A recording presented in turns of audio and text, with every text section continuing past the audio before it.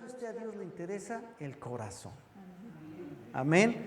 Si usted y yo venimos cansados y dolidos, Él se agrada de que estamos aquí porque nuestro corazón fue lo que nos trajo esta mañana aquí. El deseo de escuchar su palabra, el deseo de alabarle. Amén.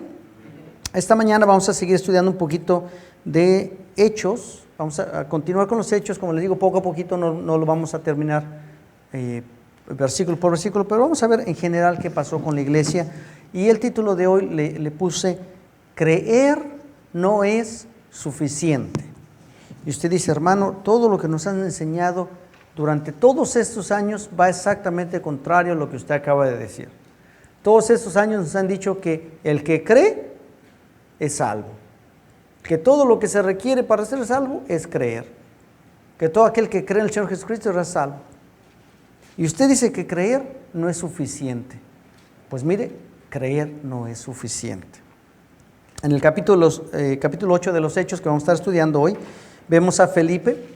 Él salió de Jerusalén después de que había habido una gran persecución en Jerusalén. Él iba enseñando por todos lados y de hecho toda la iglesia salió de Jerusalén y empezó a enseñar por donde iban, especialmente por las regiones de Samaria y por donde se iban expandiendo. Y Felipe se encuentra en la región de Samaria y él no es el primero en pasar por Samaria.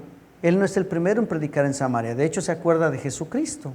Él va y habla con la mujer samaritana en el pueblo de Samaria. ¿Y qué hace la mujer? Va y trae a todo el pueblo. Y todo el pueblo escucha a Jesucristo. Pero el pueblo no se había entregado.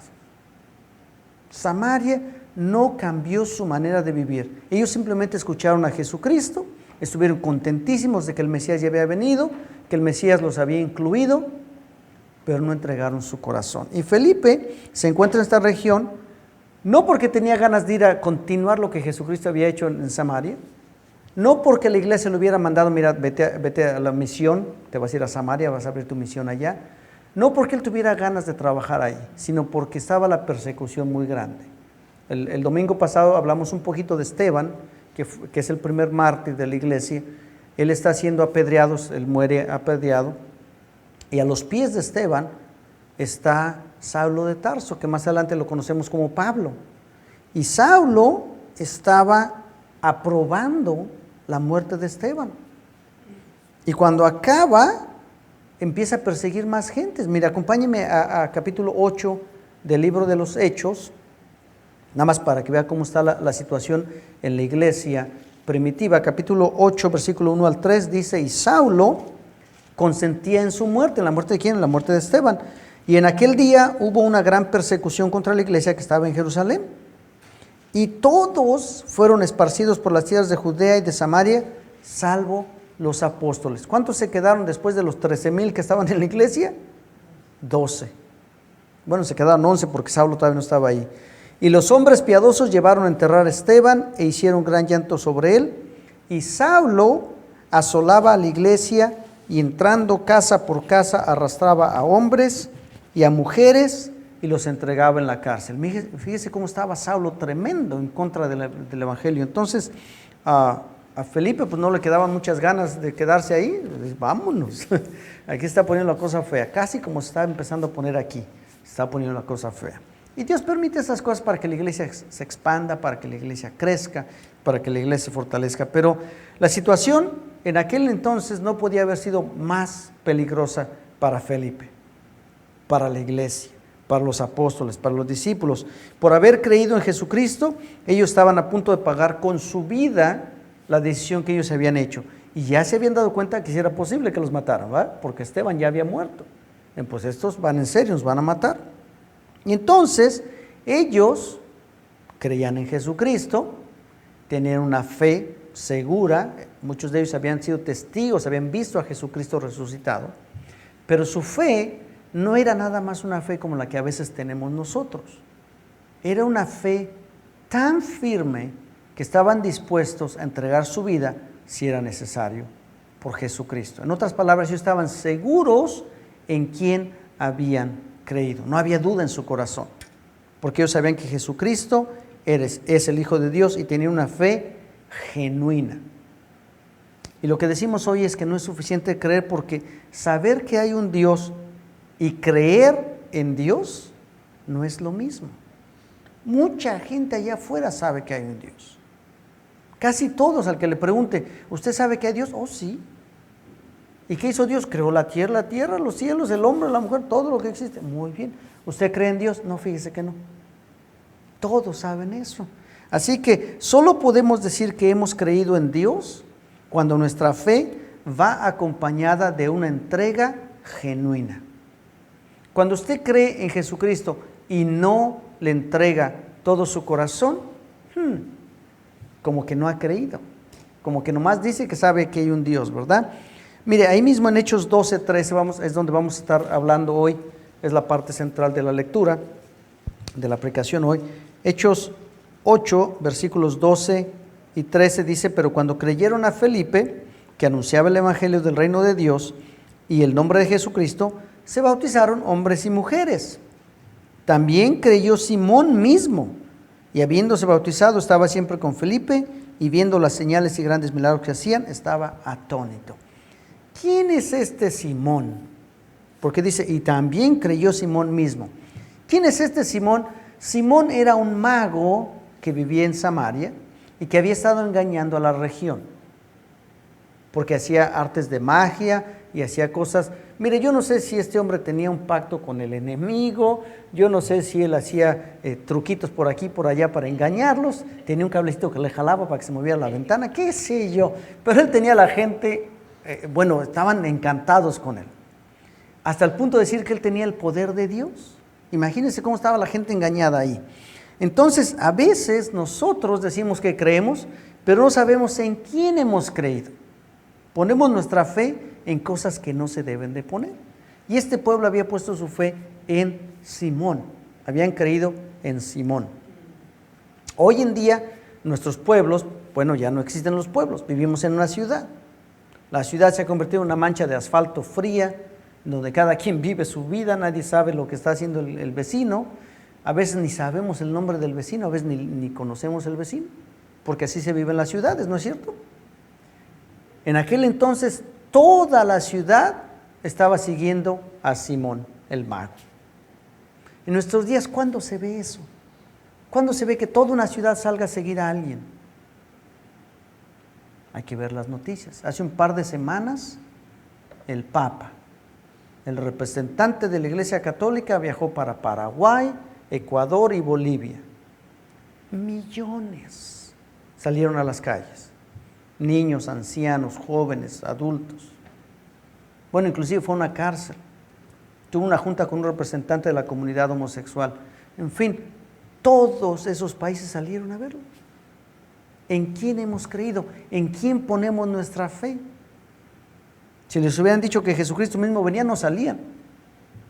Pero, el Papa ahí viene, rapidito a las calles. ¿En quién hemos creído? ¿Se da cuenta? Este Simón vivía en Samaria y engañaba a todos. En el versículo 9 y 10 dice que él usaba la magia en aquella ciudad y engañaba a la gente. ¿Cómo es posible que las personas no pudieran ver la diferencia entre una persona que sirve a Dios y uno que engaña? ¿Cómo es posible que esas personas que habían encontrado a Jesucristo cara a cara en el pozo, ¿se acuerdan?, ahora dijeran que este Simón tenía el mismo poder de Dios? ¿Cómo es posible, pues, que esta gente se dejara engañar por las señales? Pues porque eso es en lo que ellos habían creído. Ellos no habían creído en el Dios Todopoderoso, ellos no habían creído en el Mesías resucitado, ellos habían creído en las señales. Felipe fue para allá y ¿qué hacía? Hacía grandes señales y milagros, sanaba a la gente, reprendía a los demonios y la gente salió rapidito a bautizarse y a arrepentirse. ¿Se da cuenta? ¿En quién han creído? En las señales. ¿No creyeron en Dios? En nuestros días, este tipo de situaciones suceden constantemente. Lo vemos en la televisión, lo escuchamos en el radio y a veces pensamos, wow, qué tremendo poder. Las personas están siendo engañadas en millares. Y este mismo Simón se asombró de lo que Felipe podía hacer. Porque él a lo mejor tenía que hacer un conjuro ahí para que unas chispitas ahí, para que le saliera el truco, ¿va? Pero Felipe No, Felipe, ¿qué tenía? El poder del Espíritu Santo. Felipe podía echar fuera a los demonios. Simón no podía. Felipe podía sanar a los enfermos. Simón no podía. Felipe llega con Simón, y le habla y Simón cree y le saca a los demonios y dice el Simón, ay, tanto trabajo que me costó coleccionar estos demonios y este ya me los saco.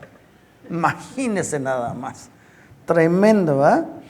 Simón permaneció junto a Felipe porque quería ver cómo es que Felipe hacía todas estas cosas. ¿Sabe por qué? Porque él quería seguir engañando a la gente. Oh, con este poder que este cuate tiene, con esto yo puedo ganar más dinero, puedo hacer más milagros y me los tengo en la bolsa. ¿En qué habían creído? En los milagros. La verdad es que a este Simón le pasó lo que muchas veces nos pasa a nosotros. Como cristianos nosotros decimos y nos aferramos y confesamos a la verdad de que Dios existe. Todos estamos seguros de que Dios existe. Cuando alguien viene, un ateo viene y nos reta, no, es que Dios no existe, a ver, pruébalo. Nos aferramos, ¿cómo que no existe? Pues si yo hablo con Él todos los días. Nos aferramos, el único Dios verdadero, y defendemos nuestra fe cuantas veces sea necesario.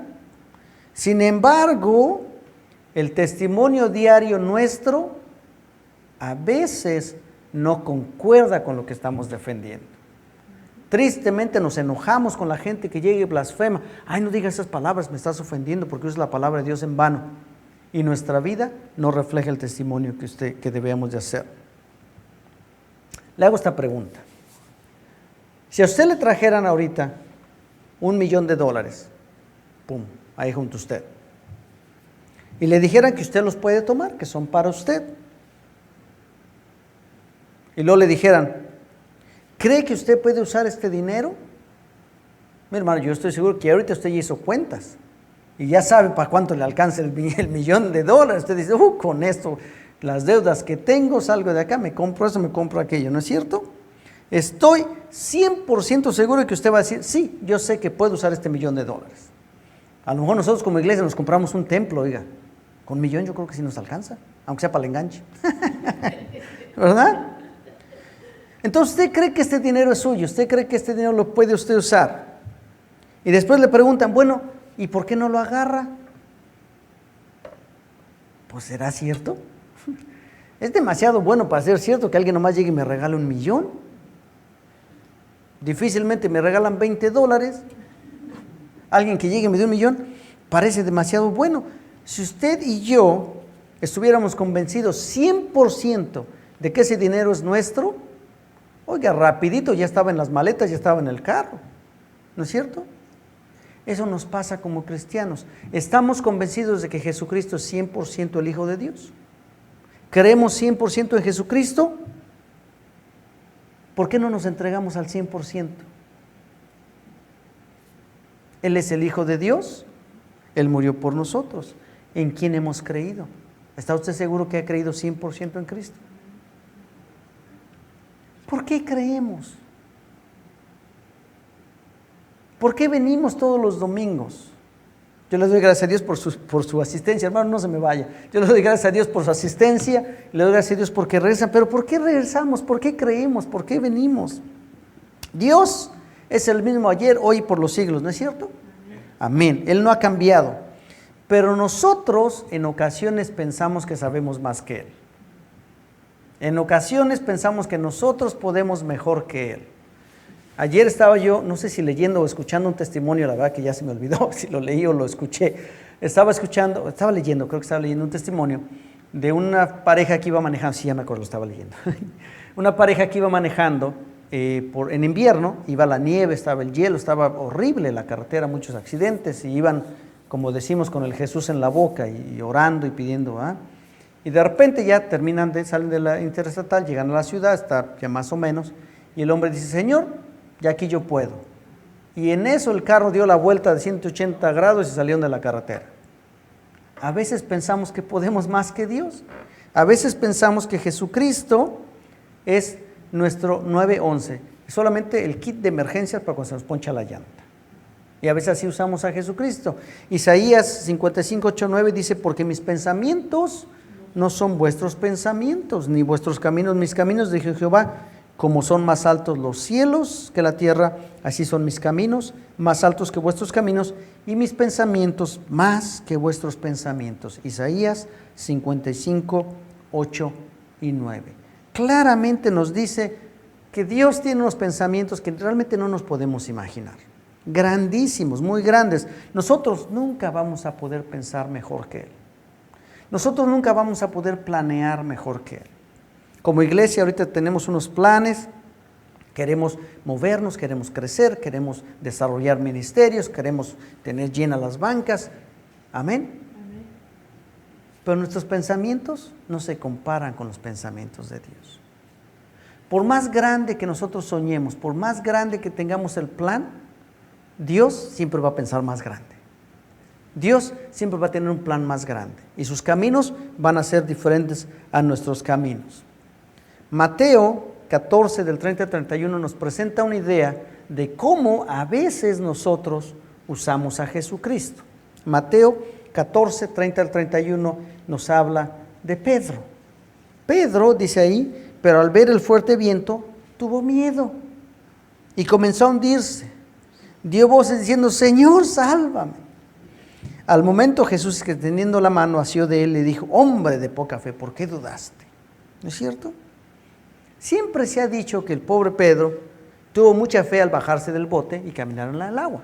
¡Qué tremenda fe de Pedro! Yo no me iba a animar, yo no sé nadar, oiga, yo no me bajo del bote. Pero ¿sabe usted qué? Él tuvo más fe cuando le pidió al Señor, sálvame. ¿Sabe por qué? Usted dice, pues claro, pues esperaba que el Señor lo salvara. Mire, él había ofendido al Señor Jesucristo ahí enfrente de él al perder la fe. Oiga, está caminando junto con el Señor Jesucristo en el agua. ¿Cómo le va a pasar algo? Ofendió al Señor Jesucristo.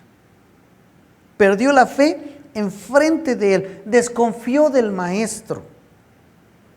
Dudó de que Jesús, quien calma las tempestades, podía sacarlo libre de esa tempestad. Y después de ofenderlo, ¿qué hace? Ayúdame. ¿Qué tuvo que hacer Pedro en ese momento? Humillarse delante del Señor. ¿Se da cuenta? Leíamos en el Salmo que Dios exalta al que se humilla. Y Jesucristo rapidito alcanzó por Pedro y lo sacó. ¿No es cierto? ¿Por qué? Porque Pedro se humilló. Porque Pedro reconoció su falta de fe y pidió inmediatamente por el Maestro. ¿Qué hubiera pasado si Pedro, lleno de orgullo, dice, no, pues ahora yo a ver cómo salgo de esta, yo me bajé? Pues no estaríamos contando de Pedro, ¿ah? Se nos murió el hermano Pedro.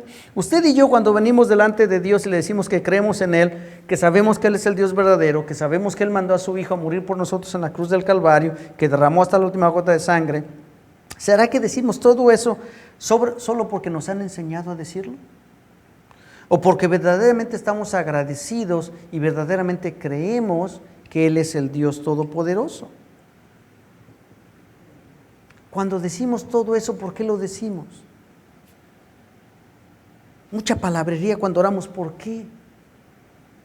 Yo espero, hermano, que lo hagamos porque creemos, porque queremos adorar a Dios, queremos exaltar su nombre, queremos decirle qué grande es Él. Lucas 14, 11 dice, porque cualquiera que se enaltece será humillado, y el que se humilla será enaltecido. Lucas 14, 11. ¿Por qué creemos en Él? ¿Creemos en Él cuando ya no tenemos otro recurso? Cuando tenemos otras opciones, Jesucristo se va hasta abajo de la lista.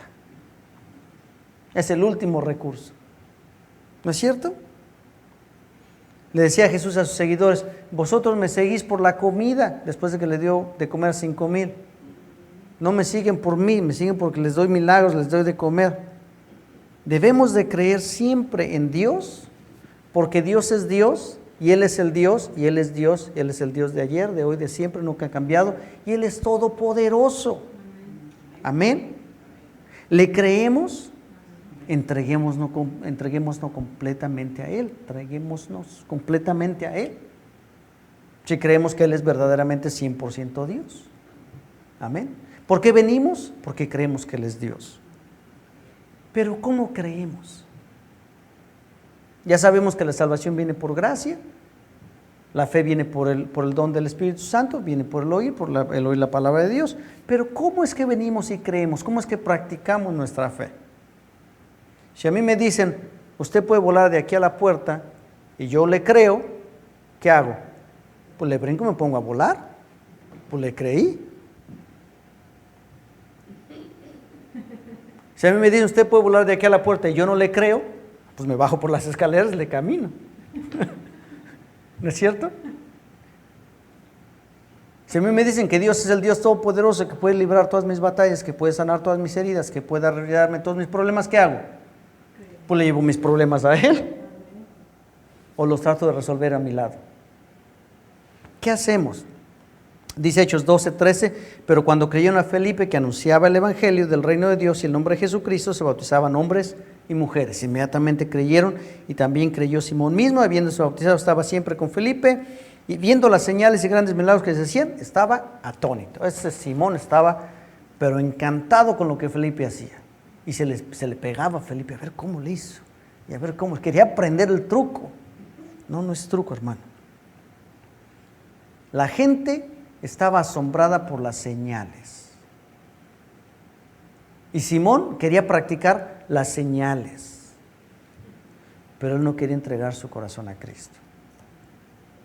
Mire, ahí mismo en Hechos 8, del 14 al 19, sigue la historia. Dice, cuando los apóstoles que estaban en Jerusalén oyeron que Samaria había recibido la palabra de Dios, enviaron allá a Pedro y a Juan, los cuales, habiendo venido, oraron por ellos para que recibiesen el Espíritu Santo, porque aún no había descendido sobre ninguno de ellos, sino que solamente habían sido bautizados en el nombre de Jesús. Entonces les imponían las manos y recibían el Espíritu Santo. Y cuando vio Simón que por la imposición de las manos de los apóstoles se daba el Espíritu Santo, mire usted, les ofreció dinero, diciendo, dame también a mí ese poder para que cualquiera a quien yo impusiera las manos reciba el Espíritu Santo. ¡Qué tristeza! Atrevido. Teniendo el poder del Espíritu Santo que pudiera haber entrado en su vida, él pensó en ¿qué? En el dinero.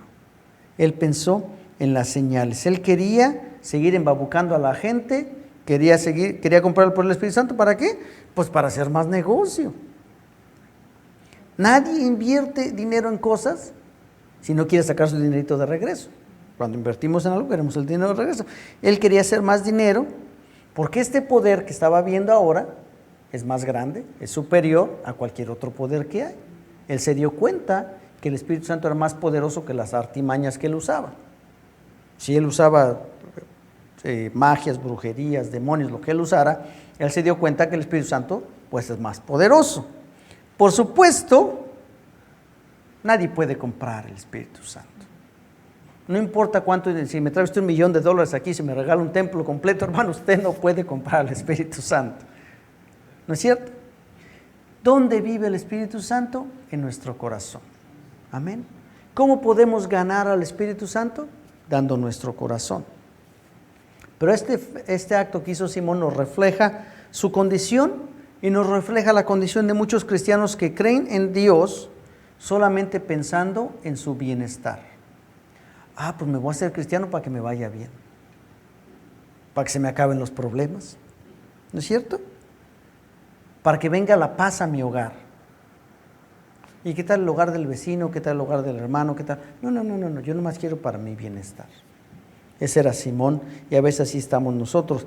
Necesito de Dios para que yo no tenga que luchar con esa persona que oiga usted como me cae, pero malísimo. Tenga cuidado, a lo mejor a usted es al que lo van a mandar lejos, pero bueno, es otra historia. ¿Cómo es que creemos en Él? ¿Creemos con la actitud de rendición total que Él espera de nosotros? ¿O creemos en Él con una actitud egoísta que solo se preocupa de su propia persona, suya, de usted? ¿Cómo venimos delante de Dios? Dice 1 Juan 5:14, y esta es la confianza que tenemos en Él, que si pedimos alguna cosa conforme a su voluntad, Él nos oye. Él siempre nos oye, pero solo responde cuando pedimos conforme a su voluntad. Él ve la actitud que usted y yo tenemos. Cuando usted y yo oramos, y yo le doy muchas gracias a Dios porque esta iglesia cuando ora, el Señor responde. ¿Sabe por qué? Porque estamos orando conforme a la voluntad de Dios. Y yo le doy gracias a Dios por eso. Él ve nuestras intenciones. Él va a contestar nuestra petición con un sí, solamente cuando está de acuerdo a los planes que Él tiene. Juan 3:36 dice, el que cree en el Hijo, tiene vida. Pero el que rehúsa creer en el Hijo, no verá la vida, sino que la ira de Dios será sobre él. Y esta palabra no hay necesidad de explicarla. Si usted cree en Jesucristo, usted es salvo. Si usted no cree en Jesucristo, usted le toca la ira de Dios. Está bien fácil. Pero el mensaje dice que no es necesario, que creer no es suficiente, que hay que hacer algo más que creer. Santiago 2:17 al 19 dice, así también la fe, si no tiene obras, es muerta en sí misma. Pero alguno dirá, tú tienes fe y yo tengo obras. Muéstrame tu fe sin obras y yo te mostraré mi fe sin obras. Yo te mostraré mi fe por mis obras. ¿Tú crees que Dios es uno? Bien haces. También los demonios creen y tiemblan. Creer no es suficiente. ¿Qué tenemos que hacer? Si nosotros hemos creído en el Hijo de Dios, en Jesucristo, quien murió y derramó hasta la última gota de sangre por nosotros en la cruz del Calvario, y sabemos que creer no es suficiente, ¿qué tenemos que hacer? Tenemos que actuar para demostrar que hemos creído en Jesucristo. Si yo voy en un avión que se va a caer y viene el piloto y me dice, ponte este paracaídas y aviéntate, con ese te vas a salvar, y yo le creo, ¿qué hago? Pues me lo pongo y me aviento. No es suficiente decir, sí te creo, y ahí me quedo arriba del avión. Tengo que actuar. Si solo creemos que Jesús es real y no confesamos con nuestros labios que Él es nuestro Señor, la salvación, su sacrificio, aún no ha tenido ningún efecto en nuestra vida. La salvación es poderosa, pero tenemos que dar una acción nosotros. Nosotros creemos en un Dios todopoderoso que no ha cambiado. Él es el mismo ayer, hoy, por los siglos. Él sigue siendo tan efectivo como lo fue hace 2000 años, como lo fue hace muchísimos años, sigue haciendo los mismos milagros hoy que hacía antes. Pero si usted y yo solo usamos a Jesucristo como un kit de emergencia, solo cuando nos va mal, entonces el Evangelio, que es poder para salvación, aún no ha tenido ningún efecto en su vida. Nosotros creemos que todo aquel que cree en Él ya tiene vida eterna y que no es condenado, que la condenación eterna ya no es para nosotros. Pero si decimos que creemos en Él y no hacemos nada, si decimos que creemos en Él, que Él es el Señor de nuestras vidas, que Él es el Señor de señores, pero no demostramos que Él gobierna nuestra vida, entonces tal vez usted aún no se ha librado de la condenación eterna. Porque es necesario que le entreguemos todo nuestro ser sin esperar nada a cambio, sino dando todo de nosotros para que su sacrificio tenga efecto en nuestra vida. Amén. Así que entreguémosle todo lo que somos. Vamos a ponernos de pie y vamos a orar. Bendito Padre Celestial, venimos delante de tu presencia nuevamente, Señor. Tu palabra, Señor, es clara. Tú nos dices que si creemos en ti y te aceptamos como nuestro Señor Jesucristo, nos arrepentimos de nuestros pecados, Señor, tú vienes a morar en nuestra vida, Señor. Pero tu palabra dice que por los frutos los conoceréis, Señor. Y si nosotros hemos creído y no damos ningún fruto, Señor, es difícil ver esa fe, Señor. Ayúdanos a tener una fe activa, una fe que nos lleva a trabajar para ti, una fe, Señor, que nos lleva a demostrar que tú eres el Señor de nuestras vidas, el que gobierna nuestras vidas, Señor, porque ya no vivimos nosotros, sino esto que lo vivimos en la carne, lo vivimos en Cristo Jesús, quien murió por nosotros, Señor. Ayúdanos a vivir para ti, demostrando que esa fe, Señor, que tú nos diste a través del Espíritu Santo para creer en Jesucristo, es la fe que gobierna nuestras vidas. Tú eres el Señor de nuestras vidas. Ayúdanos a demostrarlo donde quiera que vayamos, Señor. Te doy gracias por esta palabra y te ruego, Señor, que la pongas en nuestros corazones para que la recordemos todos los días, de tal manera que todos los días nuestro testimonio vaya de la mano con nuestra fe, Señor. Te damos gracias y te bendecimos en el nombre de Jesús. Amén.